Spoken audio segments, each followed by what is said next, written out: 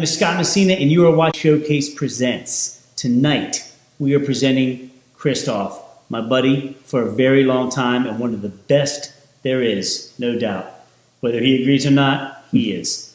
And we're glad to have you. Thank you. So let me ask you this, Krystof. Tell us a little bit about yourself.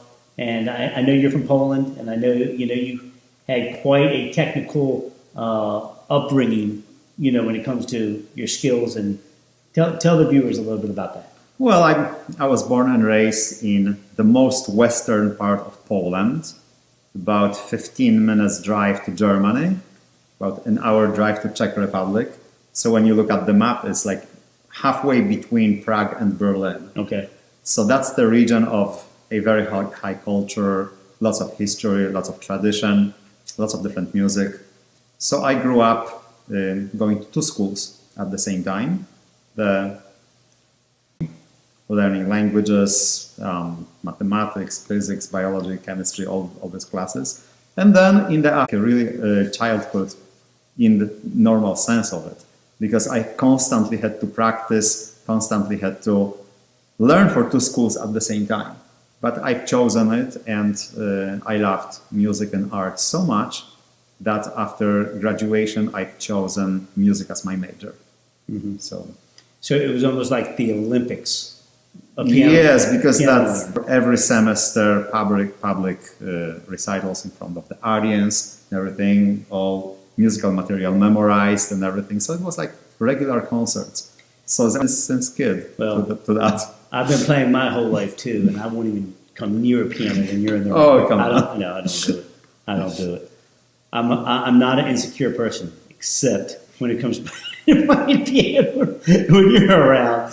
Anyway, let's talk about that. Great segue into this beautiful piano. I want to tell you the story. So, what was the first song I asked you to play when you got here? It was Rudolph the Red-Nosed Reindeer. Rudolph the Red-Nosed Reindeer. And there's a story behind that. This piano is a Sterling, baby grand. Oh, yes. Okay, so Sterling was Steinway's cousin. Okay. Who basically, I don't know the exact number, maybe 50 to 100. He tried to go on his own. Mm-hmm. This is one of those pianos that he went out on his own. Wow, yeah. So it's 120 years old. I can tell by playing it, it feels different. It feels, you have to get used to it. It's not like you sit down to like a regular piano and pretty much you can just gig around. With the old instruments like this one, historic instruments, you have to sit down and a little bit train yourself into it. Every time I write a song, I write it on this piano. And there's a reason for this. My grandfather was part of the New York Opera way back in the day. Made a lot of friends. During segregation, he used to literally sneak Nat King Cole into the house. Guy by the name of Johnny Marks played on this piano. Wow. Johnny Marks wrote Rudolph the Red-Nosed Reindeer. Yes. So I was doing a little research. In 1985, and before he died, he had sold 135 million copies of Rudolph the Red-Nosed Reindeer. Wow. And then he was quoted as saying it was the worst song. Could you imagine selling 135 million copies and then of your own song and saying it was the worst? I love that song, by the way. I love all Christmas music. Well, the poem book and all of that came before then. And Walt Disney had something to do with Rudolph back in 1949, 1950. I didn't get too deep into that. It was back in the day, man. Back in the day when people were, smoking cigars, drinking some cognac, and that culture you talked about in Poland. In New York, this was Queens. Yes. New York, Bayside. Yeah. And that's where my mom was born. And I talked to my uncle the other day, Uncle Paul, and he was telling me he vividly remembers the first time he heard Rudolph the Red-Nosed Reindeer was on this piano. So I said, wait a second. Did Johnny Marks write Rudolph the Red-Nosed Reindeer on this piano? Or did he just play it?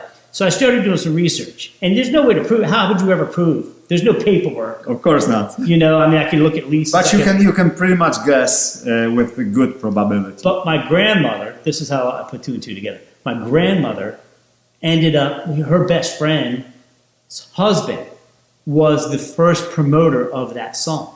So when they came over and he played Rudolph the Red-Nosed Reindeer, if he was already promoting the song, that means the song was already written. But he still came over and jammed it you know? Yep. So the mojo, the energy, the synergy, that piano has so much more. I just got it tuned, again, to get it up to concert pitch. I think he did a really good job. But yes, he to tune historic instruments like that. It's they don't hold the tuning for a long time neither. And as I said, the mechanics, everything is a little bit challenging for even seasoned pianists as myself. I kind of feel intimidated a little bit by the instrument. As I said, I had to I've get seen used you to play it. a Casio keyboard from Well, Walmart. It's not the instrument, it's the player. Yeah, I've well, seen yeah. Eddie Van Halen jump on a freaking little ukulele and just wail course. away. I mean, Absolutely, you absolutely. know, it's you could play. You it. have to be able. But to. he did say, like, okay, I'm like a family heirloom. We're good to go. The story behind it, it's nostalgic, and it's going nowhere. You know, I'm very blessed to have it, and that it was handed down to me. Really, really excited and glad that you came over. That you're going to jam a couple Christmas tunes for us. You know.